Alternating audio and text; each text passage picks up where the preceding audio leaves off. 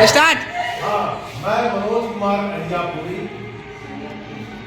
उत्क्रमित उच्चतर माध्यमिक चकुमर महुआ का गणित का एक शिक्षक हूँ और मेरे साथी जो शिक्षक बंधु हैं और मेरे इस विद्यालय के बच्चे सबको मैं 9 वर्ष की इस शुभ मेला पर हार्दिक अभिनंदन करता हूँ। और मैं इस प्रकृति, इस सौंदर्य को बरकरार रहे, पर्यावरण ठीक रहे, ठाक रहे और इस धरती पर जो भी जीव जंतु जानवर आदमी जन्म लिए हैं वे निरोग रहे, यह मैं इस 9 वर्ष पर उनको मैं कामना करता हूँ। और अब मैं शुरू करता हूँ। बढ़ती हुई जनसंख्या एक अभिशाप है, इस पर इस 9 साल पर जन जन तक पहुँचा एक ही नारा, समाज बन गई एक अजीब सी कारा, बदलनी होगी अपनी अपनी विचारधारा, कैसा हो भारत हमारा। जनसंख्या का तूफान समाज में ला दिया है उफान, चारों तरफ इंसान हो रहे हैं कुर्बान, सबों की बंद हो गई है। बढ़ती हुई जनसंख्या का है परिणाम, क्या बच पाएगा मेरा प्यारा हिंदुस्तान। जात पात धर्म का भूलना होगा भेद, बढ़ती हुई जनसंख्या से सबको होगा खेद।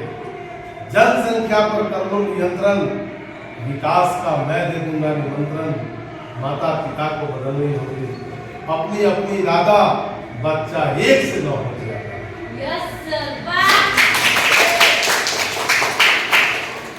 अब थोड़ा सा हम चाहते हैं कि इतने पेड़ पौधे कट रहे हैं, जिस अनुपात में जनसंख्या बढ़ रही है उस अनुपात में हम पेड़ पौधे नहीं लगा रहे हैं, ऑक्सीजन की कमी हो रही है, पर्यावरण ऐसा भयावह रूप ले चुका है कि यह है प्रदूषण इतनी तेजी से बढ़ रही है जिससे विभिन्न प्रकार की बीमारियां पैदा हो रही है, जिससे हमारा जीवन कष्टमय हो चुका है। यह शहरीकरण जो है गांव को लगता है कब निकल जाएगा कोई पता नहीं।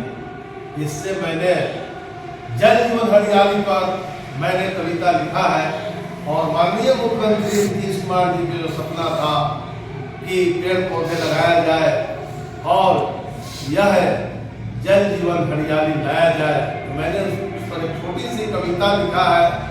उस कविता का कुछ अंश मैं सुनाना चाहता हूँ आप सबों को। जल जीवन हरियाली जीवन में लाएगी खुशहाली, न रहेगा कोई जगह खाली, जन जन की बीतेगी बदहाली, जब आएगी जल जीवन और हरियाली। जब आएगी जल जीवन और हरियाली, जब चलेगी जल की धारा, जब चलेगी जल की धारा, बढ़ेगी मिट्टी की उर्वरा। जब चलेगी जल की धारा, बढ़ेगी मिट्टी की उर्वरा, पेड़ पौधे होंगे हरा भरा, पेड़ पौधे होंगे हरा भरा, खूबसूरत दिखेगी सर्वत्र धरा, खूबसूरत दिखेगी सर्वत्र धरा, सपना है बेजोड़ विकास पकड़ेगा जोर।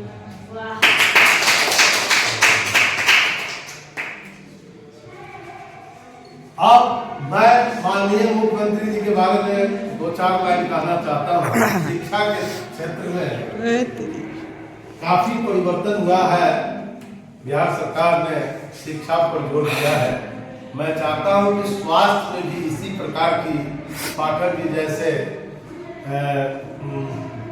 IAS अधिकारी को लगाया जाए, क्योंकि जब शिक्षा और स्वास्थ्य अगर किसी भी राज्य का ठीक हो जाता है तो माना जाता है कि उसका सर्वांगीण विकास निश्चित रूप से संभव होगा।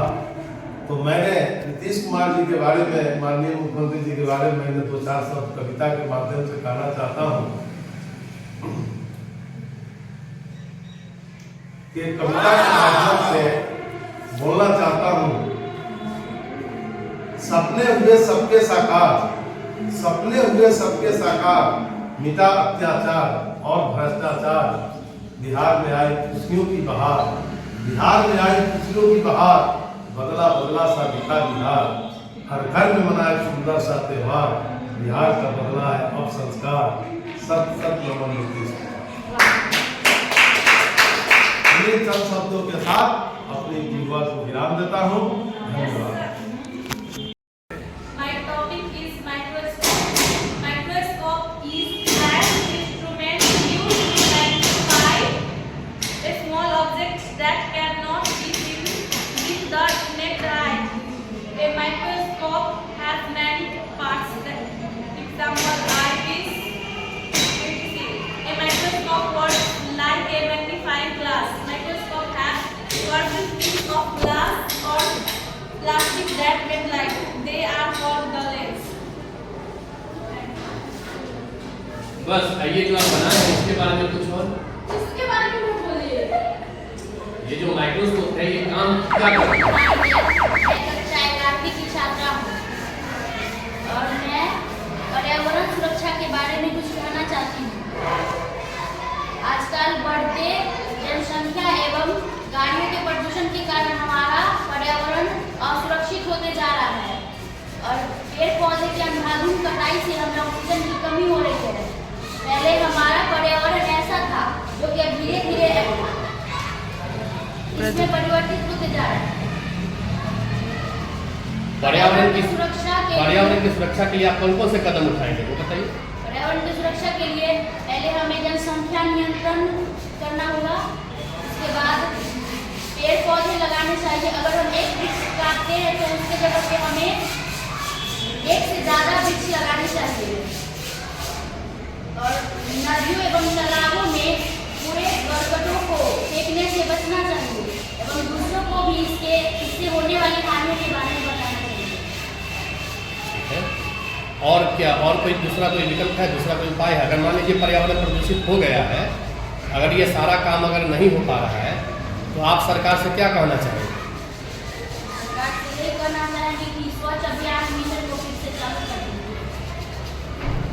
ठीक है, यानी स्वच्छ भारत अभियान का जो संकल्प है उसको पूरा करने के लिए प्रयास किया जाए और यहाँ पर जो भी नीतीश सरकार का भी या फिर बिहार सरकार का हो चाहे केंद्र सरकार का हो, जो भी समझौगी योजना है वो सारी योजना भारत को स्वच्छ बनाने के लिए, बिहार को स्वच्छ बनाने के लिए और ज़्यादा तेजी से क्रियाशील हो। यही बात है ना? ठीक है, चलिए धन्यवाद। मैं क्लास 11 में पढ़ती हूँ। मैं आज बताने वाली हूँ मानव संरचना के बारे में। मनुष्य में दो भीख होते हैं, एक दाएं भीख और एक बाएं भीख। मनुष्य का उत्सर्जक तत्व शरीर के तत्व अवशिष्ट पदार्थों को एकत्रित करके शरीर से बाहर निकालते हैं। मनुष्य में मुखवाहिनी एवं मूत्राशय होते हैं। मानव में उत्सर्जन तंत्र की क्यों जरूरत है? आपको क्या लगता है? अगर उत्सर्जन ठीक है, मानव में अगर उत्सर्जन तंत्र नहीं पाया जाए तो इससे क्या नुकसान होगा?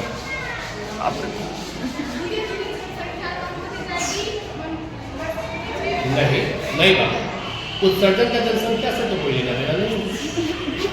ये जनन तंत्र तो है नहीं, आप तो बनाए हैं उत्सर्जन तंत्र जिसका मूत्र से संबंधित है या फिर जो भी अपशिष्ट पदार्थ है जो शरीर से निकलते हैं।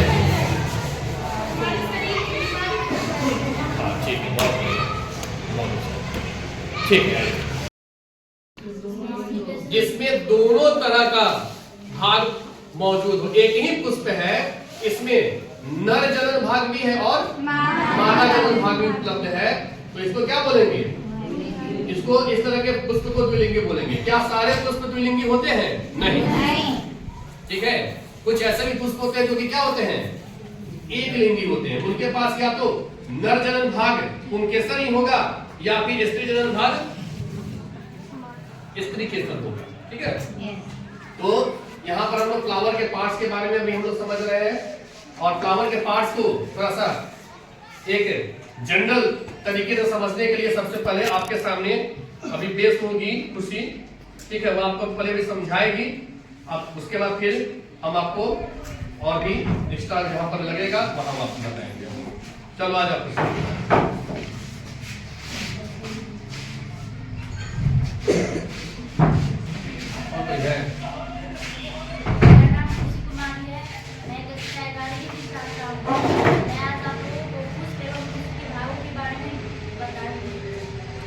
पूरा वीडियो। पहले तो पुष्प क्या है, तो जैसा कि सर ने बताया कि पुष्प पौधों का लैंगिक भाग होता है और पुष्प के मुख्यतः 4 भाग होते हैं। पहला बाह्य दल, दूसरा दल, तीसरा स्त्री केसर और चौथा पुंकेसर। तो ये जो नीचे दिख रहा है ये है पुष्प वृत्त और ये है पुष्पासन जिसके ऊपर पुष्प अपना आसन करता है। और ये है बाह्य दल, ये बहुत सारे बाह्य दल के समूह को बाह्य दल पुंज कहते हैं।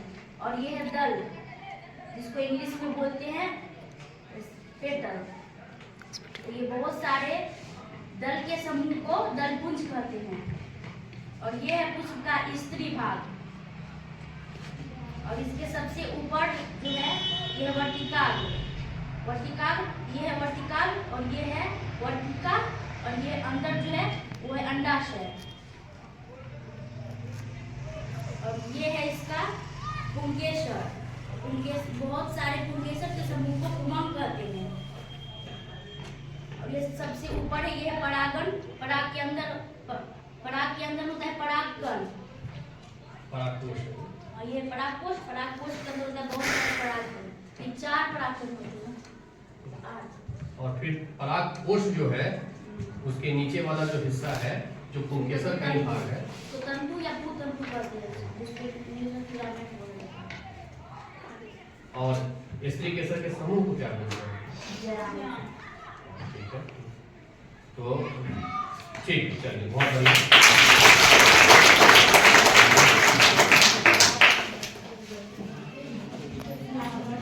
देखो थोड़ा सा इसको फिर से समझ लो मामला क्या है। आखिर ये पूरा का पूरा जो मामला है ये कौन क्या हिस्सा है उसको ठीक से समझो। सबसे पहले किसी भी पुष्प को जैसे ही आप तोड़ते हैं, वैसे तोड़ना किसी पुष्प को नहीं चाहिए, ठीक है, लेकिन यह जो पुष्प है आपके सामने, यह इस पुष्प का यह जो निचला जो हिस्सा है जिसके सहारे मैंने इस पुष्प को पकड़ रखा है, ठीक है, यह पुष्प का हिस्सा नहीं है, इसको पुष्प का हिस्सा नहीं मानते। तो इसको क्या बोलते हैं? इसको बोलते हैं, इसी को बोलते हैं पेडिसेल। इंग्लिश में बोलते हैं पेडिसेल और हिंदी में इसको बोलते हैं पुष्प वृंत। क्या बोलते हैं? पुष्प वृंत बोलते हैं, ठीक है। फिर उसके बाद तो सब लोग समझ गए, ये जो सबसे निचला जो हिस्सा है जिसके सहारे मैंने ये पुष्प पकड़ रखा है, यह पूरा हिस्सा जो निचला हिस्सा है, यह डंडे की भांति, स्टिक की भांति, ठीक है, इस डंठल नुमी संरचना को क्या नाम दिया गया? पेडिसेल बोला गया या पुष्प वृंत बोले। क्या बोले हैं? पुष्प वृंत बोले हैं, ठीक है। फिर उसके ऊपर में जरा गौर से देखो तो जिस पर ये पूरा का पूरा पुष्प का हिस्सा वो टिका हुआ है, ये फूला हुआ जो हिस्सा है, ये वाला हिस्सा, इसी पर क्या है? पूरा पुष्प जो है खिला हुआ है, ठीक है। तो इस निचले फूले हुए हिस्से को क्या बोलते हैं? पुष्पासन बोलते हैं। यानी पुष्प इसी पर आसन जमाए हुए है ना, पुष्प इसी पर टिका हुआ है, पुष्पासन बोले, ठीक है। पुष्पासन भी पुष्प का भाग नहीं है, ठीक है। तो पुष्पासन हो गया, पुष्प वृंत हो गया ना, ठीक है। पुष्प वृंत और पुष्पासन यह पुष्प का भाग नहीं है। पुष्प के कौन कौन से भाग है? पुष्प के 4 भाग है। सबसे पहला जब गौर से देखोगे तो पुष्पासन से सटा हुआ चिपका हुआ कुछ पत्ते का छोटा पत्ते का ये क्या है? समूह है, छोटा पत्ता है, ठीक है। तो ये जो छोटा जो पत्ता है ना, इस छोटे पत्ते को बोलते हैं बाह्य दल। इसी को बोला जाता है इंग्लिश में सेपल। क्या बोलते हैं? बाह्य दल या सेपल, ठीक है। तो क्या एक जो छोटा जो पत्ता है जो हरे रंग का पत्ता होता है आमतौर पर, वह पुष्प का सबसे निचला हिस्सा है, ठीक है। तो इसी को क्या बोलते हैं? बाह्य दल बोलते हैं या सेपल बोलते हैं। और इन्हीं बाह्य दल के समूह को, एक बाह्य दल नहीं है, बहुत सारे बाह्य दल है, उसके समूह को क्या बोलते हैं? बाह्य दल पुंज बोलते हैं। बाह्य दल पुंज, ठीक है। और बाह्य दल पुंज को इंग्लिश में बोलते हैं कैलिक्स बोलते हैं। और यह जो बाह्य दल वाला जो हिस्सा है यह पुष्प का लैंगिक भाग नहीं है। मतलब पुष्प का न तो यह जनन भाग है नहीं मादा भाग है, न जनन भाग है न मादा भाग है। ठीक है। फिर दूसरा अगर बात करें तो ये जो आप देख रहे हैं ये सब, ठीक है, जिसको इंग्लिश में बोलते हैं पेटल। क्या बोलते हैं? पेटल। यानी किसी भी पुष्प का जो पंखुड़ी है, ये पंखुड़ी, ठीक है, तो ये पंखुड़ी वाला जो हिस्सा है यह क्या कहलाता है? पेटल। इसको इंग्लिश में पेटल बोलते हैं और हिंदी में इसको दल कहा जाता है। दल, एक को दल बोलेंगे और बहुत सारे दलों के समूह को दलपुंज बोलते हैं। दलपुंज बोलते हैं और दलपुंज को ही इंग्लिश में कोरोला बोला जाता है। कोरोला, ठीक है। तो दल के समूह को दलपुंज बोला गया या कोरोला बोले। यह दलपुंज या दल वाला जो हिस्सा यह भी पुष्प का लैंगिक भाग नहीं है। अब कौन है लैंगिक भाग? अभी हम पुष्प के दो भाग के बारे में बात कर लिए, दल के बारे में बात कर लिए और बाह्य दल के बारे में बात कर लिए। दल और बाह्य दल के बारे में बात हो गई, ठीक है। तो पुष्प का लैंगिक भाग कौन है? अब हम उसकी बात करें। पुष्प के दो लैंगिक भाग होते हैं, एक नर जनन भाग, दूसरा मादा जनन भाग, ठीक है। तो नर जनन भाग जो है, नर जनन भाग वह कहलाता है पुंकेसर। क्या कहलाता है? पुंकेसर, ठीक है। पुंकेसर जो होता है वह नर जनन भाग होता है। कोई भी पुष्प है, ठीक है, उसमें जो हल्का रेशा जैसा जो तुमको डंठल जो ऊपर की ओर तुमको निकला मिलेगा उसको पुंकेसर बोलते हैं। वह पुंकेसर जो होता है उसके ऊपरी हिस्से को परागकोश बोला जाता है और निचले हिस्से को पुतंतु बोलते हैं। खैर यहाँ पे याद रखना सारे कोई बात नहीं है, लेकिन ये याद रखो कि नर जनन भाग पुष्प का जो होता है उसे क्या कहते हैं?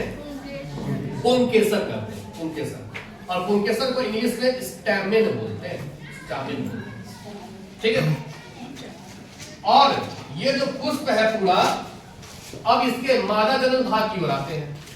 ये जो बीच वाला देख रहे हो, ये बीच वाला जो निकला हुआ है, ठीक है, पुष्प का जो सबसे मध्य भाग जो होता है, जो सेंट्रल पार्ट होता है, ये बड़ा वाला, यही पूरा क्या कहलाता है? इसी पूरे को बोलते हैं, इसी पूरे भाग को स्त्री केसर बुलाते हैं। क्या बोलते हैं? स्त्री केसर, ठीक है। स्त्री केसर को इंग्लिश में स्टिल या कार्पेल बोलते हैं, ठीक है। और इस स्त्री केसर का तीन हिस्सा है। सबसे ऊपरी जो हिस्सा है ना, ठीक है, सबसे ऊपरी हिस्सा जो जिसका परागन होता है, ठीक है, उस सबसे ऊपरी हिस्से को बोलते हैं वर्टिकाग्र। वर्टिकाग्र को इंग्लिश में स्टिग्मा बोलते हैं। स्टिग्मा। बीच वाला जो हिस्सा है ना, ये पूरा लंबा वाला, इस हिस्से को बोलते हैं वर्टिका। वर्टिका क्या बोलते हैं? वर्टिका। और वर्टिका को इंग्लिश से बोलते हैं स्टाइल, ठीक है। क्या बोलते हैं? स्टाइल, ठीक है। और सबसे ऊपरी हिस्सा वर्टिकाग्र बताएं, बीच वाला हिस्सा बड़ा वाला क्या बताएं? स्टाइल बताएं। और सबसे अंदर वाला जो बीच वाला जो मतलब सबसे अंदर का जो निचला जो खुला हुआ एक हिस्सा होता है जो तुम नहीं देख पा रहे हो, वो इसमें पूरा धसा हुआ है, ठीक है, उस हिस्से को बोलते हैं अंडाशय। इंग्लिश में बोलते हैं ओवरी, ठीक है। तो इस प्रकार उस ओवरी के अंदर में ओव्यूल या बीजांड भी पाया जाता है, ठीक है। इस प्रकार से अगर हम बात करें तो ये पूरा हिस्सा जो किसी भी पुष्प के सेंटर में मौजूद होता है, ठीक है, अगर वह द्विलिंगी है पुष्प तब, ठीक है। क्या सारे पुष्प में ये स्त्री केसर वाला भाग होगा? नहीं, ठीक है, सारे पुष्प में नहीं होगा, ठीक है। जिस तरह से पुंकेसर के समूह को पुमंद बोलते हैं, उस तरह से स्त्री केसर, इसमें एक स्त्री केसर है, ऐसा कई सारे ऐसे भी पुष्प होंगे जिसमें एक से ज्यादा स्त्री केसर होते हैं, तो स्त्री केसर के समूह को जायांग बोलते हैं, ठीक है। ये चीज तो इस प्रकार से आज हम लोगों ने सीखा कि पुष्प जो होता है यह पौधे का लैंगिक भाग है, जनन भाग है, और यह पौधे का जनन भाग है। कई सारे पुष्प ऐसे होते हैं जो कि एक लिंगी होते हैं, यानी उनमें एक ही जनन भाग मौजूद हो सकता है, या तो नर वाला या मादा वाला, या तो पुंकेसर या स्त्री केसर। लेकिन यह जो पुष्प आपके सामने है यह द्विलिंगी पुष्प है, इसमें दोनों तरह का जनन भाग मौजूद है, इसमें पुंकेसर भी और स्त्री केसर भी है। और इस पुष्प का जो दो ऐसा भाग है जो कि लैंगिक भाग नहीं है, वह कायिक भाग है, अलैंगिक भाग है, जिसको दल और बाह्य दल बोला गया। इस प्रकार से पुष्प के कुल 4 भाग हो गए, बाह्य दल, दल, उसके बाद स्त्री केसर और ठीक है। यही चीज था जो कि आपको समझना है। इसमें अगर किसी बच्चे को कोई भाग अगर नहीं समझ खुशी कुमारी है, मैं कक्षा 11वीं की छात्रा हूँ।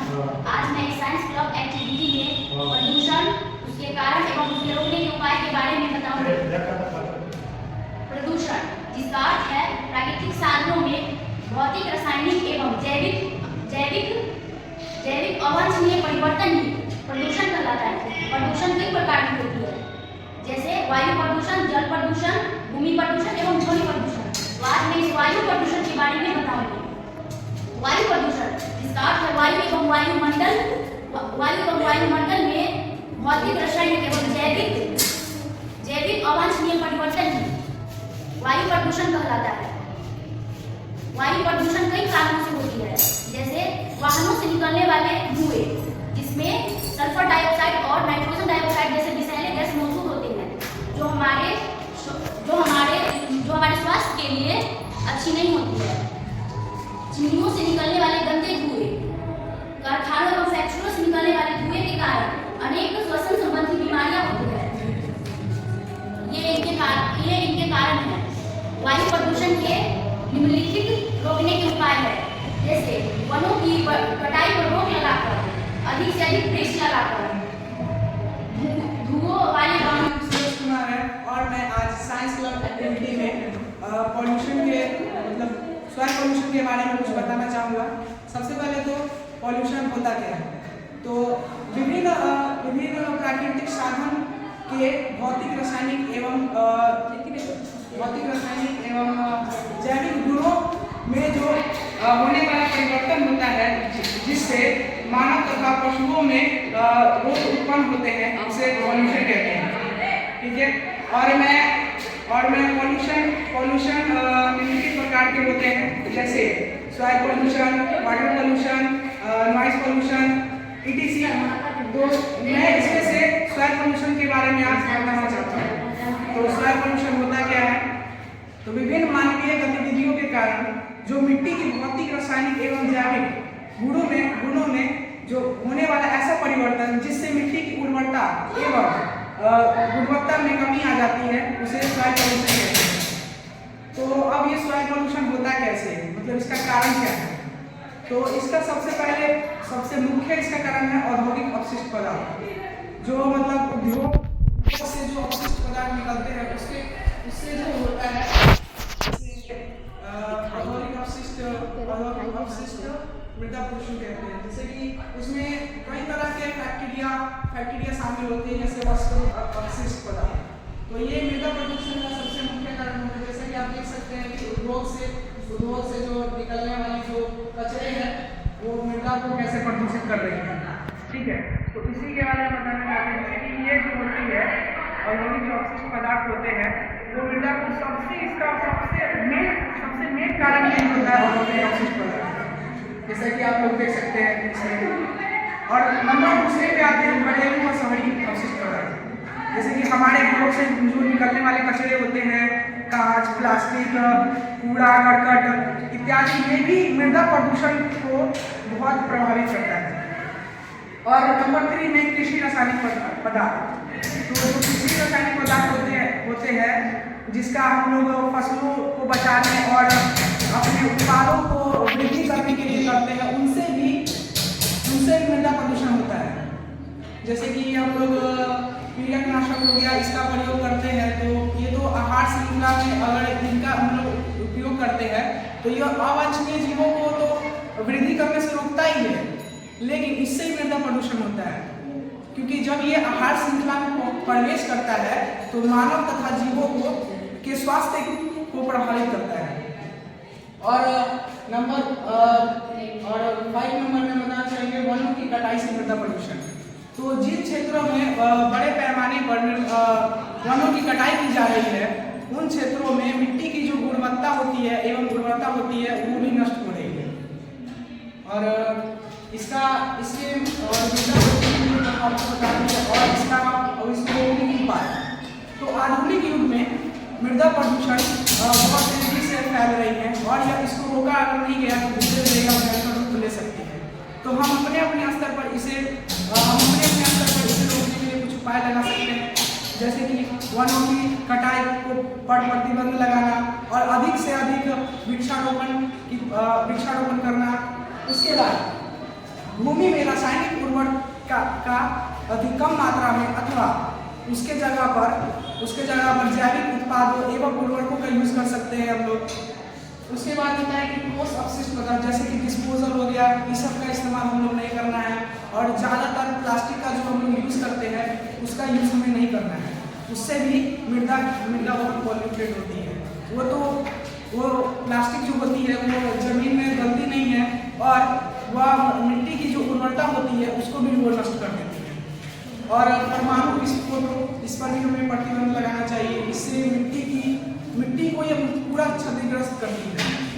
और उसके बाद है पॉलीथीन तो हो गया, पॉलीथीन का नहीं इस्तेमाल करना है। फिर इधर हम अपने जैसे कि हम लोग देखते ही हैं कि हम लोग कुछ भी खाकर चाहे पॉलीथीन ये सब हो गया पैकेट का इधर उधर फेंक देते हैं, उसे मतलब एक डस्टबिन में रखना चाहिए हम लोग।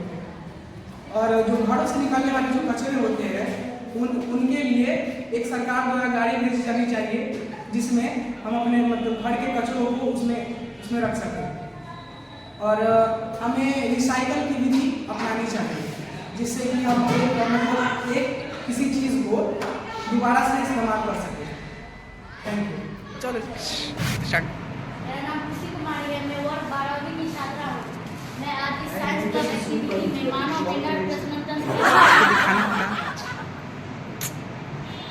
एक नर में सबसे प्रमुख प्राथमिक अंग के रूप में एक गर्भाशय पाया जाता है जो सीसने के दाएं एवं बाईं ओर अवस्थित होता है। इसका प्रमुख कार्य शुक्राणुओं का निर्माण करना है एवं नर टेस्टोस्टेरोन नामक हार्मोन का स्राव करना है।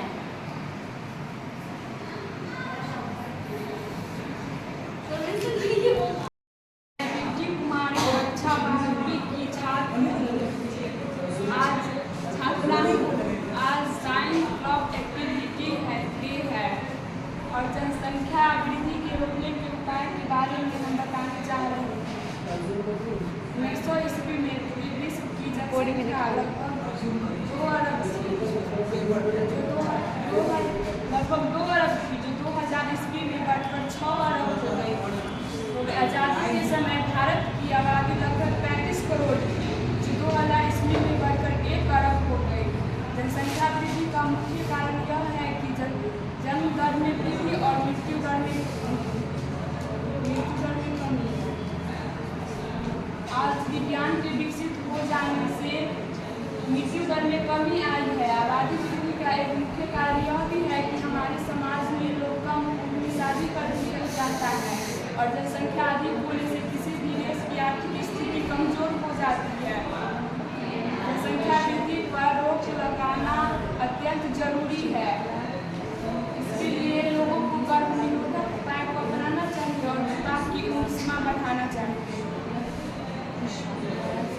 और जनसंख्या वृद्धि को रोकने का यह भी उपाय है कि लोग अधिक बच्चे पैदा कर देते हैं तो बच्चों को अशिक्षा में छोड़ देते हैं, उसको शिक्षा दे नहीं पाते हैं।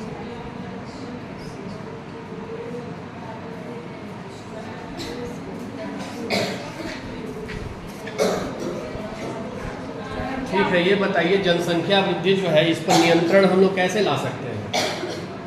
ठीक है, जनसंख्या वृद्धि से बहुत सारा नुकसान हो रहा है, इस पर नियंत्रण हम लोग कैसे लाएंगे? इसके लिए हमको क्या उपाय अपनाना चाहिए? एक भारतीय होने के नाते आपका भारत सरकार या भारतीय लोगों को क्या सलाह है, क्या करना चाहिए?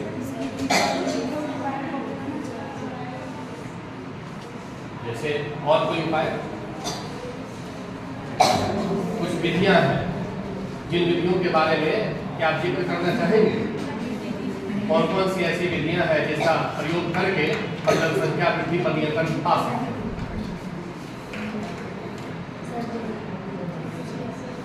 चलिए ठीक है, धन्यवाद। विभिन्न प्रकार के औषधि माला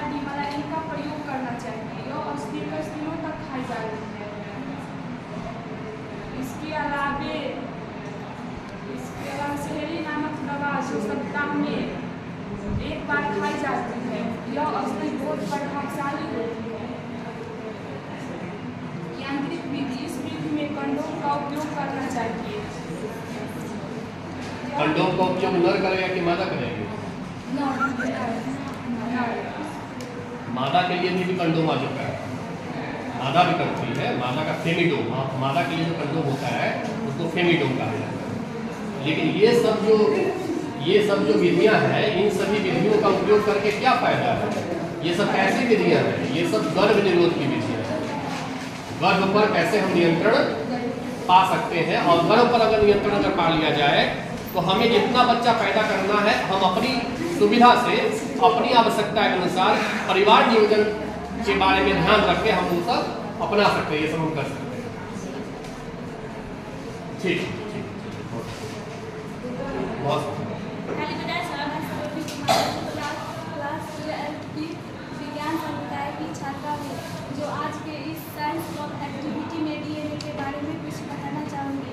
जैसा कि आप लोग जानते हैं कि डीएनए का पूरा नाम डीऑक्सीराइबोन्यूक्लिक एसिड है। डीएनए आनुवंशिक पदार्थ है जो जन्म के लक्षणों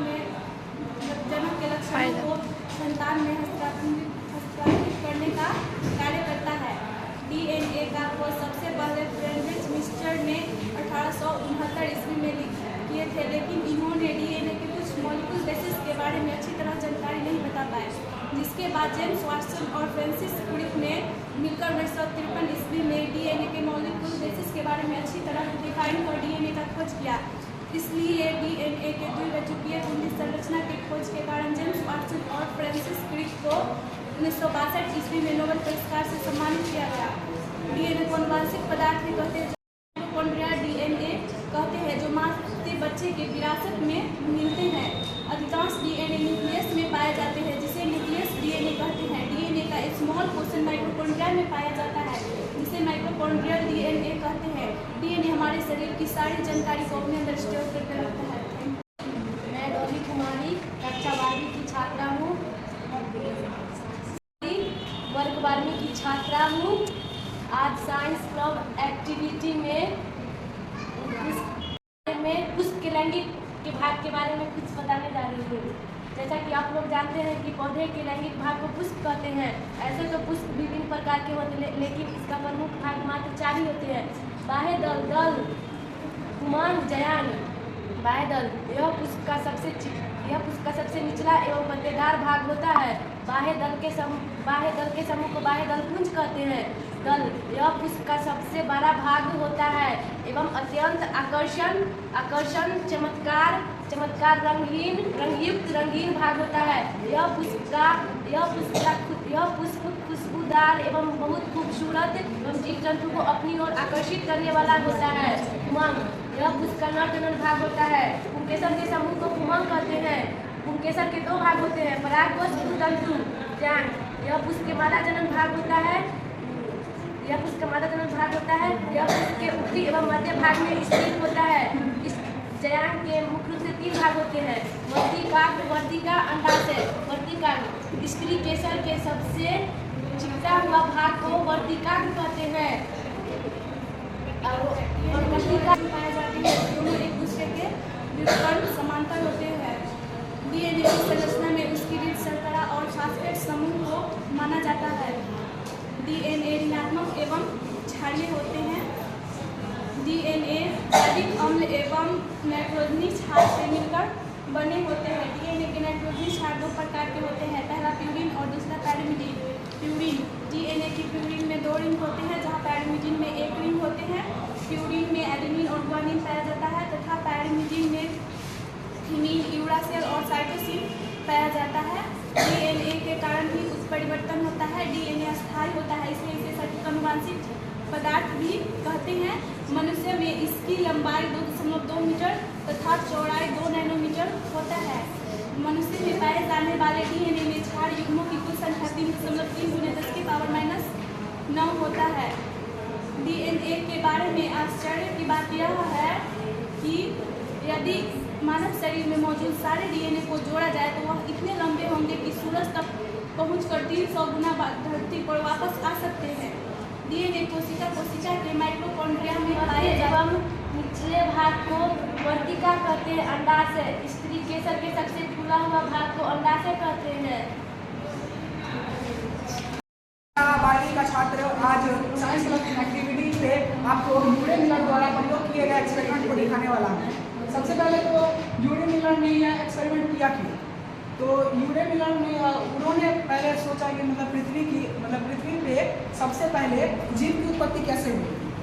तो पृथ्वी पे सबसे पहले जीव की उत्पत्ति निर्जीव पदार्थों से हुई थी, जिसको इन्होंने यूरे मिलर ने सिद्ध करके दिखाया था। तो सबसे पहले आप देख सकते हैं कि ये यूरे मिलर का एक्सपेरिमेंट है। ये जो मशीन है इसको स्पार्क डिस्चार्ज मशीन कहते हैं।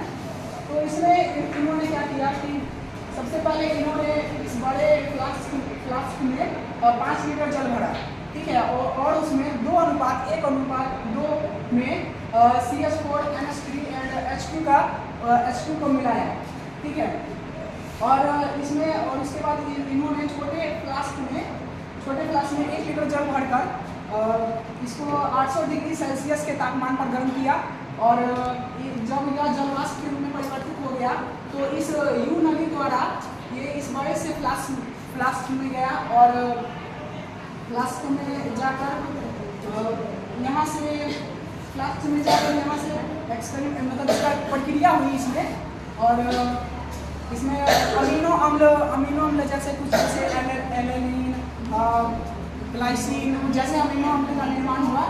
और इसके बाद इन्होंने 1 हफ्ते बाद इसमें कुछ जैव रासायनिक पदार्थ जो कि मैंने अभी आपको बताया था अमीनो अम्ल जैसे, तो उसका निर्माण हुआ। तो उसके बाद जब ये हो गया था तो उसके बाद कुछ जैव रासायनिक छोटे से उसको बोल सकते हैं केमिकल के फॉर्म में कुछ कोशिका की अध्यय कोशिका प्रोटोसेल बोलते हैं, उसका निर्माण हुआ। तो उसके बाद से सबसे पहले उन्होंने ये सिद्ध कर दिया कि सबसे पहले जीवन की जो उत्पत्ति हुई थी वह निर्जीव पदार्थों से हुई। और यही class 9 My name is Rajyasree Tiwari. I am in class 9 roll number 1. मैं पादप कोशिका के बारे में कुछ बताना चाहती हूँ। जैसे ये कोशिका 50 है और ये जा रहा है यहाँ से कोशिका झिल्ली। और इस चित्र है वो आधा प्रदेश जालिका है और एक क्रोलोप्लास्ट है और ये कोशिका गर्भ है। और ये चित्र है सेमी माइटोकॉन्ड्रिया है और यहाँ से चित्र जा रहा है गोल्गी टायर है और ये उजला वाला है ये राजधानी है और ये केंद्रक झिल्ली है और क्रोमैटिन है ये। धन्यवाद। रोल नंबर 1 मैं पादप कोशिका के बारे में कुछ बताना चाहती हूँ। ये है कोशिका वृत्ति है और ये है कोशिका झिल्ली है और ये चित्र है तो ये आधा प्रदेश जालिका है और ये चित्र जा रहा है क्लोरोप्लास्ट है और ये कोशिका गर्भ है और ये चित्र है जो माइटोकॉन्ड्रिया है और ये चित्र जा रहा है वो गोल्गी टायर है और ये उजला वाला दिख रहा है वो राजधानी है और ये केंद्रक झिल्ली है, एक क्रोमैटिन है। धन्यवाद। मैं क्लास 9 की छात्रा हूँ। मेरा रोल नंबर 12 है। मैं आज साइंस क्लब एक्टिविटी में एक केंद्र की संरचना के बारे में जानेंगे। कोशिका द्रव में एक वर्ग गोलदारी संरचना पाई जाती है जिसे केंद्रक कहते हैं। सभी जीवित कोशिकाओं में केंद्रक मौजूद रहते हैं। इसके चारों ओर एक झिल्ली पाई जाती है जिसे केंद्रक कहलाया। केंद्रक झिल्ली कहते हैं। इनमें अनेक केंद्रक छिद्र होते हैं। इन छिद्रों के द्वारा कोशिका द्रव एवं केंद्रक द्रव के बीच पदार्थों का आदान प्रदान होता है। केंद्रक सभी जीवित कोशिका में पाया जाता है लेकिन कुछ कोशिका में एक से ज्यादा केंद्रक पाए जाते हैं। केंद्रक के अंदर अर्धतरल द्रव्य भरा रहता है जिसे केंद्रक छिद्र कहते हैं या न्यूक्लियस कहते हैं। केंद्रक के द्रव में एक छोटी गोलाकार संरचना पाई जाती है जिसे केंद्रिका कहते हैं। एवं पादप कोशिकाओं में कोशिका द्रव में अत्यंत सूक्ष्म शाखी झिल्लीदार नलिकाओं की जैसी जाल होती है जिसे आमतौर पर भी जालिका कहते हैं। मैं नवम वर्ष की छात्रा हूँ। मेरा रोल नंबर 25 है। मैं आज क्रोमोसोम के बारे में कुछ बताना चाहूँगी।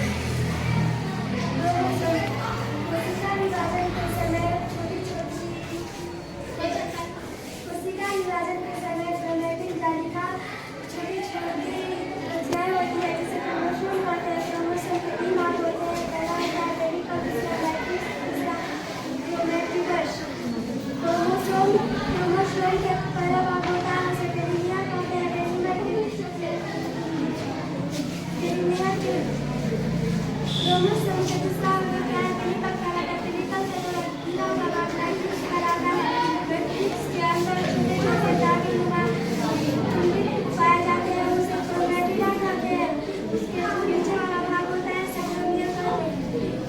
चलिए हमारे क्लास 9 की छात्रा हूँ। आज साइंस क्लब एक्टिविटी डे है।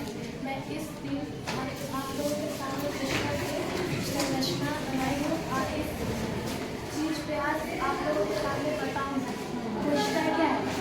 कोशिका सभी जीवों की आधारभूत संरचनात्मक एवं क्रियात्मक इकाई है। कैसे?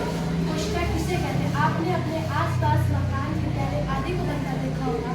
मकान या विद्यालय की संरचना छोटी छोटी ईंट से होती है, अर्थात ईंट मकान की संरचनात्मक इकाई है। ठीक उसी प्रकार मानव सभी अन्य सजीवों का शरीर भी छोटी छोटी संरचनात्मक इकाइयों के मिलने से बना है। मानव सहित अन्य सजीवों का शरीर इस क्रियात्मक संरचना को कोशिका कहते हैं। कोशिका की खोज सर्वप्रथम बार रोबोट ने 1665 ईस्वी में की। आप अनुमान लगा सकते हैं कि ये कितनी छोटी होती है।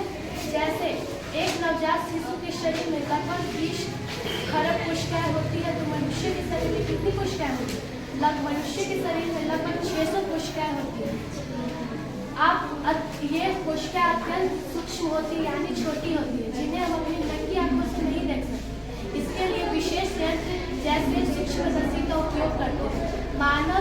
मानव या अन्य सजीवों का शरीर भी कोशिका का बना होता है।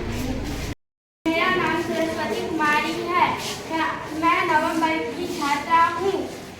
मेरा रोल नंबर 24 है। मैं एक तंत्रिका कोशिका के बारे में बताने जा रही हूँ। न्यूक्लियस। साइटोन में साइटोप्लाज्म तथा एक अस्पष्ट न्यूक्लियस होता है। साइटोन में प्रत्येक तंत्रिका कोशिका या न्यूरॉन में एक ताराकार कोशिका होता है जो साइटोन कहलाता है। डेंड्राइट्स। साइटोन में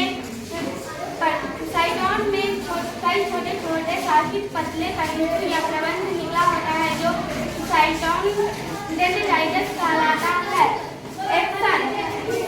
छोटे छोटे शाखित प्रबंधों के अतिरिक्त साइटोन से एक छोटे प्रबंध निकले होते हैं जो एक्सन कहलाते हैं। एक्सन में भी साइटोप्लाज्म भरा रहता है। धन्यवाद।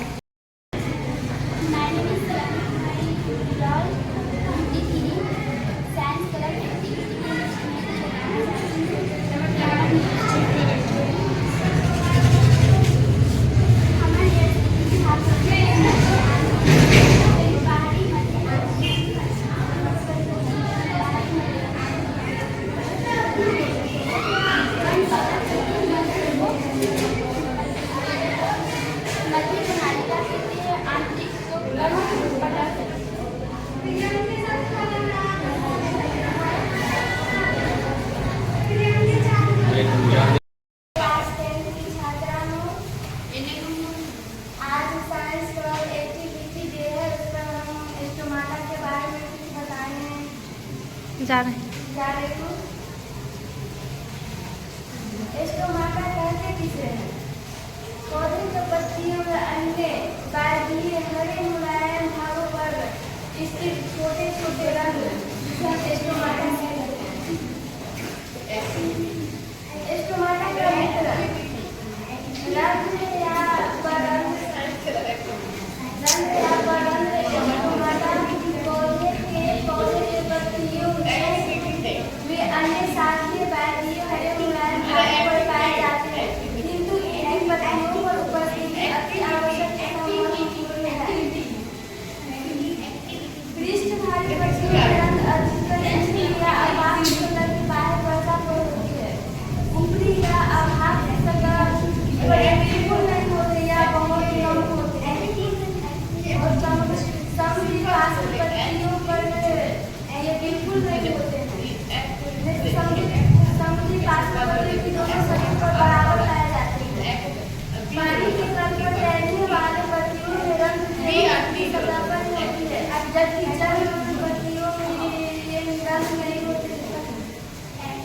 ठीक है, एक बात बताओ समाज का। स्टोमाटा का कार्य जब वो प्रकाश से इकट्ठा करके CO2 लेता है, ऑक्सीजन छोड़ता है, और जब वो श्वसन करता है तो CO2 लेता है, ऑक्सीजन फेंकता है। पानी, नदी, झीलों, गड्ढे इत्यादि में पाए जाते हैं। यह जंतु पदार्थों में अधिकतर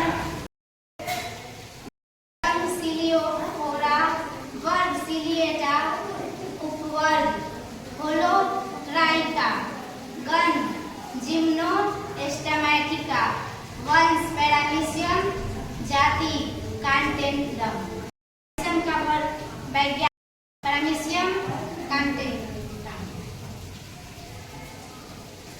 ठीक है, बहुत बढ़िया। चलो पैरामीशियम का तुमने वर्ग की, यहाँ पदानुक्रम भी आपने बताया, ये टैक्सोनॉमिकल हायरार्की कहलाता है, जो उसका पैरामीशियम करने के। पैरामीशियम किस प्रकार का चीज